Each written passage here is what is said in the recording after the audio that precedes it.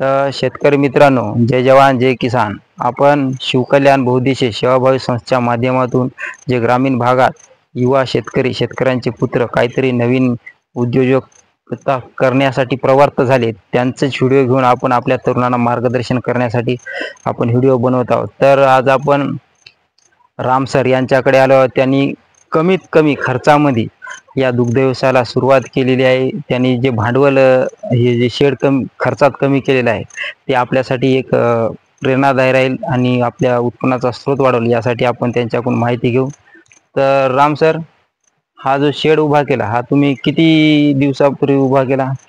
याला बघा, पावसाळ्याच्या आधी जून महिन्याच्या शेवटला तयार झाला आहे शेड, म्हणजे पावसाळ्याच्या आधी झालेला आहे. तर हा शेड तुम्ही उभा केला, तर हा पूर्ण याला किती म्हणजे सिमेंटचे पोल पासून बोलला, सिमेंटचे पोल आणि ताडपत्री, तर एकूण अंदाजित खर्च किती आला? याला टोटली बघा 42 ते 45,000 रुपये खर्च आला. त्याच्यामध्ये 9 सिमेंटचे पोल वापरलेत आणि ॲडिशनल आपल्याजवळ काही समजा लाकडी जाळे होते ते पण वापरले. म्हणजे घरी भांडवल होतं त्याच्यामध्ये पण यांनी म्हणजे कमी खर्च करता आला. तर इकडे यामध्ये आपण तुम्हाला दाखवू. तर हे बघू शकता, त्यांनी गव्हाण आणि हे जे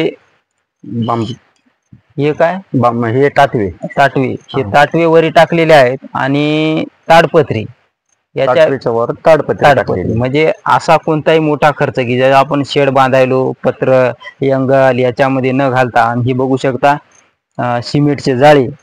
तर सिमेंटचे जाळे हे आपल्याला किती स्वस्तात पडतात हे तर माहित आहे तुम्हाला. सिमेंटचे पोल म्हणजे किती मध्ये पडले असते? आता हे 8 फुटाचे जाळे आहे ते 350 रुपयाला पोल पडला आणि 9 फुटाचे जाळे आहे ते 400 रुपयाला पडला.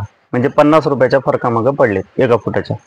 तर बघू शकता. आता हे शेड म्हणजे किती बाय किती? आता हे शेड आहे बघा 17 बाय 25. 17 बाय 25. आणि तर इकडे या बघू शकता, यांनी जी सिस्टीम उभी केली ती सिस्टीम एक नंबर उभी केली. कारण आपण कोणाच्या याच्यावर जाऊ शकत नाही, पण यांच्या अपंगत्वासाठी यांनी पद्धतशीर सगळी सिस्टीम केली. पण आपले तरुण ज्यांना थोडीफार लाज आणि मेहनत जास्त वाटते त्यांच्यासाठी बघू शकता हे पूर्ण यांनी कोबा केला आहे ना. कोबा केला, बेड मारले. याच्यामुळे इथं जास्त घाण होत नाही, जास्त माशा बसत नाही. म्हणजे तुमचा सोयरा धायरा कोणी जरी आला, तुमचा मित्र जरी आला तरी तुम्हाला एक म्हणजे असं प्रोफेशनल वाटेल या टाईपमध्ये आणि कमी खर्चामध्ये शेड उभं केले. याबद्दल तर यांचं आपण अभिनंदन करू. आणि इकडे बघू शकता, इथं उकंडा, म्हणजे इथून जरी आपण शेण काढलं तरी आपण डायरेक्ट इथे टाकू शकतो. आणि याचा आउटलेट यांच्या शेतामध्ये पण गेला, म्हणजे शेणखताचं पाणी जरी वाहिलं तरी शेतामध्ये आरामशीर जाऊ शकते. तर राम सर, मला सांगा, हे पंख्याच्या व्यवस्थेचं लाईटचं म्हणजे कसं नियोजन आहे? आता लाईटचं नियोजन बघा, इथं परमार्थ निकेतन देवस्थान असल्यामुळे इथं लाईट गावातली आलेली आहे. तर तिथून आपण कनेक्शन घेऊन फॅन टाकलेले आहेत 2 आणि 2 लाईट टाकलेले आहेत, जेणेकरून जनावरांना कसं आता माशी परत डासा वगैरे यांचा समजा थोडस फायदा होतो त्याच्यामुळं. आणि बेड कसं वल्ल जरी झालं तरी पंखे लावले का भातच सुकून जाते. त्याच्यामुळे इथं जास्त मच्छर माशाचं प्रमाण नाही. आणि इथं आता याच्यामध्ये तुम्ही किती जनावर बांधता? याच्यामध्ये सध्या आता आपल्याकडं 2 जर्सी गाई आहेत, 1 म्हैस आहे आणि 2 कालवडी आहेत.